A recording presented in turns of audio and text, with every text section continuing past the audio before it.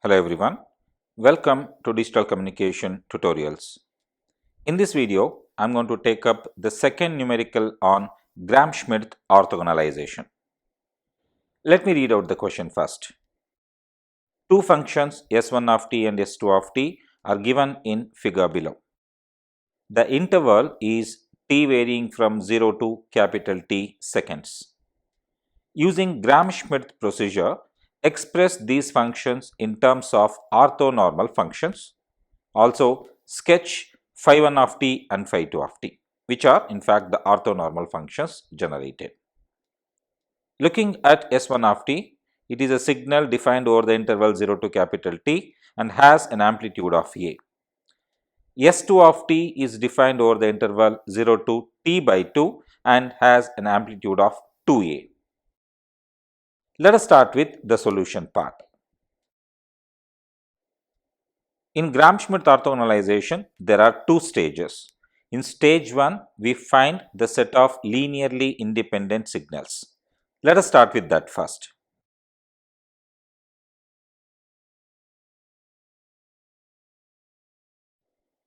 In this stage, what we do is we analyze the signals carefully and try to find if there is any linear relationship between them. In this particular given signal set, s1 of t and s2 of t are defined over two different intervals and have different amplitudes. So, it is not possible to express any one of them using the other. Therefore, we conclude that both s1 of t and s2 of t form a linearly independent signal set.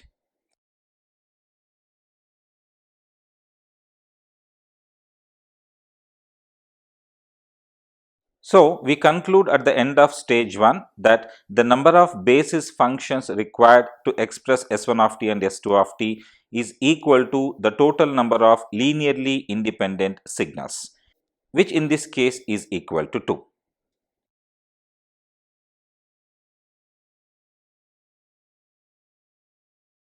Please note, capital N is the notation for the number of linearly independent signals. That is the end of stage 1. We now move on to stage 2, where we create the basis functions.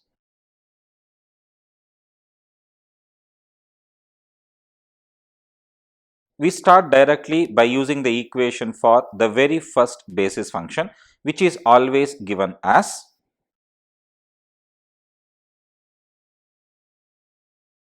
phi 1 of t equals s1 of t divided by s11, which is equal to s1 of t divided by square root of E1, where E1 represents the energy of the signal and is computed as E1 equals integral 0 to capital T s1 square of t dt, which is equal to integral.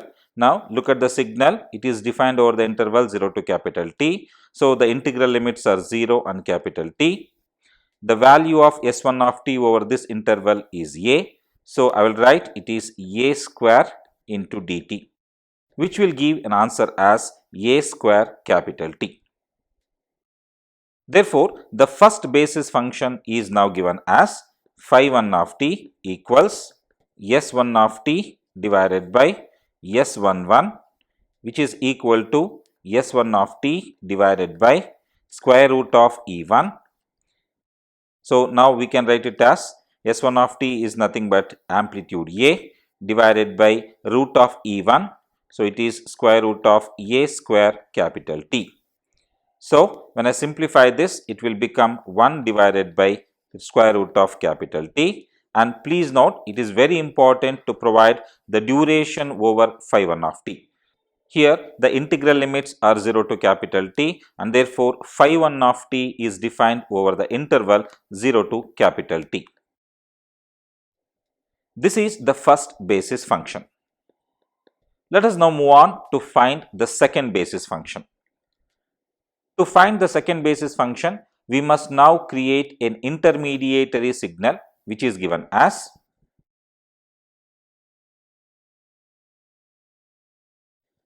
let us call the signal G2 of t, and it is equal to S2 of t minus S21 into phi 1 of t. Let us now find S21 first.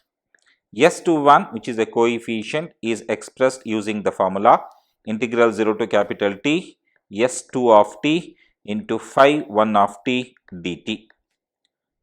Now, since S2 of t is defined over the interval 0 to t by 2, we now split the integration from 0 to t by 2 and t by 2 to capital T.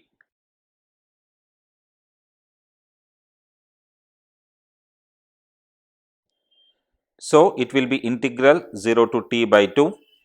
The value of S2 of t over the interval 0 to t by 2 is 2a, and the value of phi 1 of t over the interval 0 to t by 2 is 1 divided by square root of t plus integral t by 2 to capital T. The value of S2 of t over the interval t by 2 to capital T is 0. Therefore, the second interval simply reduces to 0. So, the final answer for this would be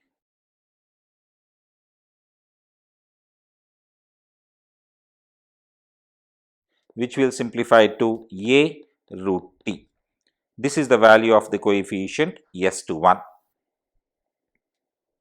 Having found S21, let us now define the second basis function.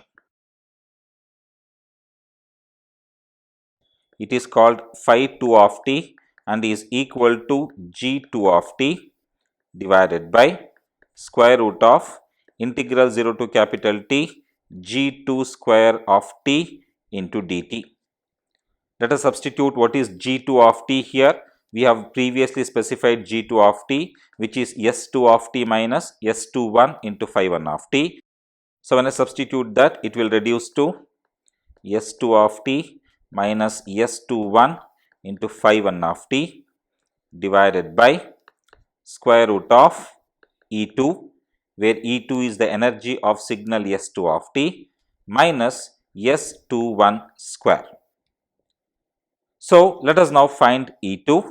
As I said, E2 is the energy of S2 of t. So, I will define it as integral 0 to t by 2 S2 of t square dt, which is equals to integral 0 to t by 2. The value of S2 of t over the interval 0 to t by 2 is 2a. So, it is 2a square dt. So, this will reduce to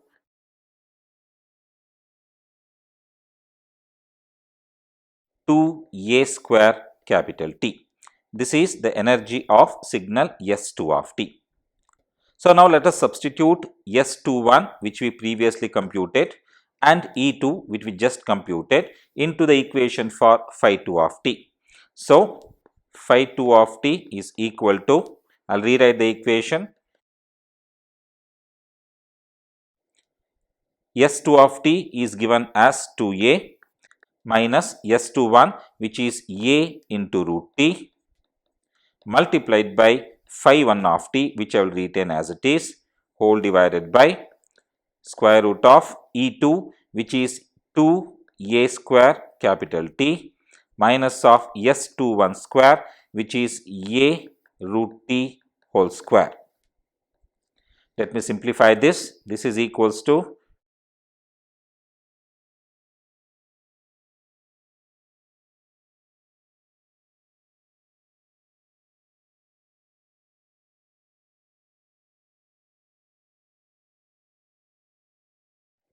this is phi 2 of t.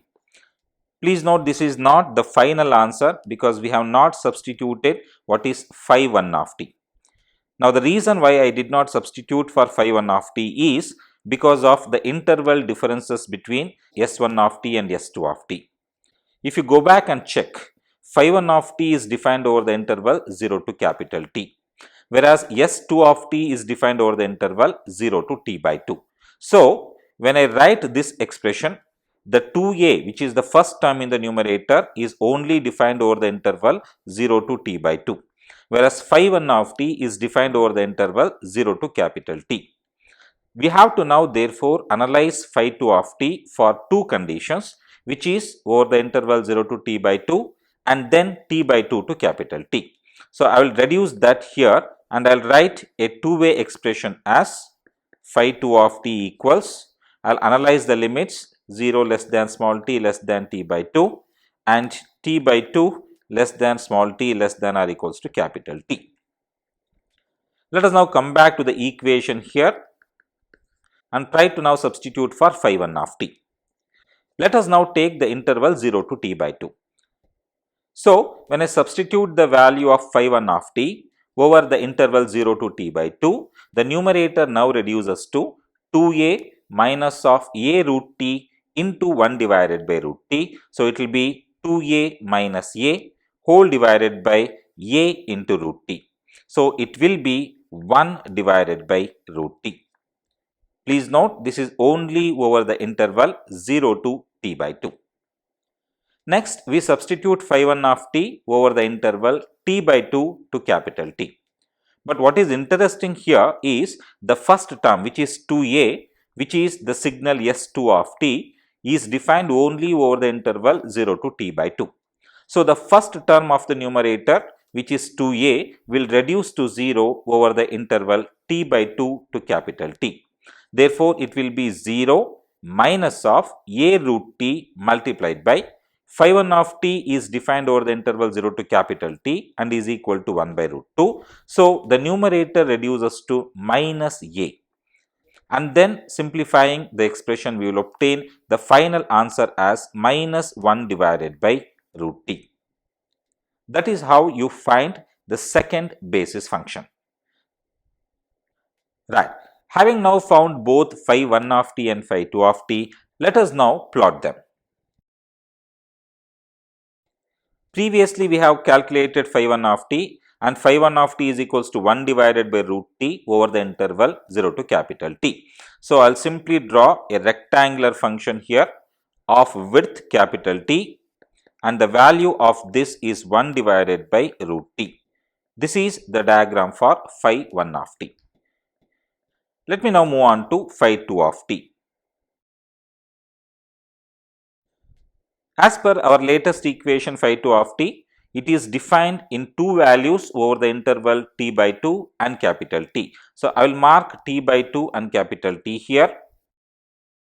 Coming back to the equation for phi 2 of t, we see that between the interval 0 to t by 2, the value of phi 2 of t is 1 divided by root t. So, I will draw it like this. The value is 1 divided by root t. This is phi 2 of t. Then, over the interval t by 2 to capital T, the value of phi 2 of t is minus 1 divided by root t. So, this will be, this is minus 1 divided by root t. Right. So, that is about finding the basis functions as well as plotting them. The last part of the question is to express the signals S1 of t and S2 of t in terms of the basis function, and now I will do that.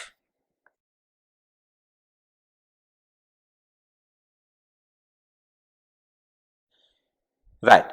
So, the first signal, which is S1 of t, is expressed in terms of basis functions as S11 into phi 1 of t plus S12 into phi 2 of t.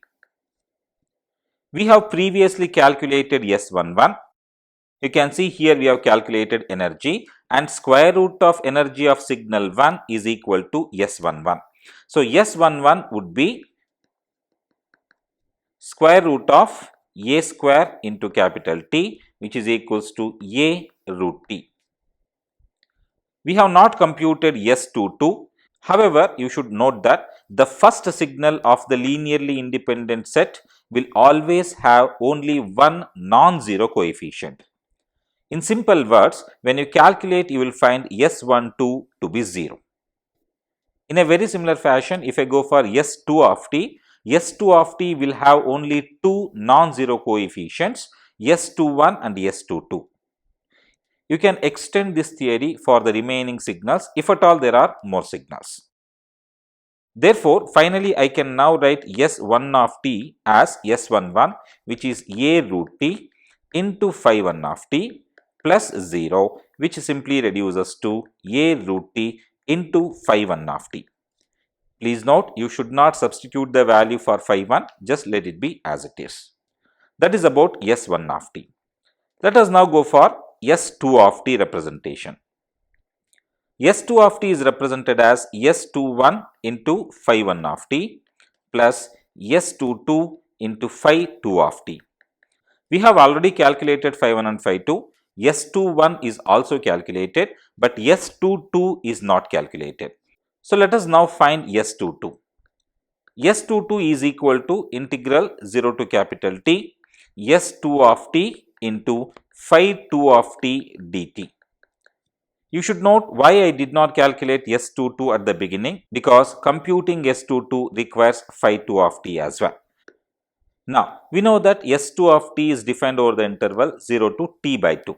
So, the integral limits now change to 0 to t by 2 S2 of t into phi 2 of t dt. There is no need of writing the second interval between t by 2 to capital T, because S2 of t is 0 over there. Therefore, the second component will always be 0. Now, let us substitute for S2 of t and phi 2 of t. This is 0 to t by 2. S2 of t over this interval is given by 2a, which is its amplitude, and phi 2 of t over the interval 0 to capital T by 2 is 1 divided by root t. So, it is 1 divided by root t. So, this is equals to, so having simplified that, you will obtain this to be a root t. This is the answer for S22. So, now we can express the second signal S2 of t in terms of its basis functions as S21 into phi 1 of t plus S22 into phi 2 of t. We have previously computed S21 as a into root t into phi 1 of t plus S22 is also a into root t into phi 2 of t. Right. So, that is how you find the basis functions and express the signals in terms of the basis functions. This completes the numerical. Well, if you like this video, kindly like and share this video and subscribe to my channel for more information on digital communication. Thank you for watching. Have a good day.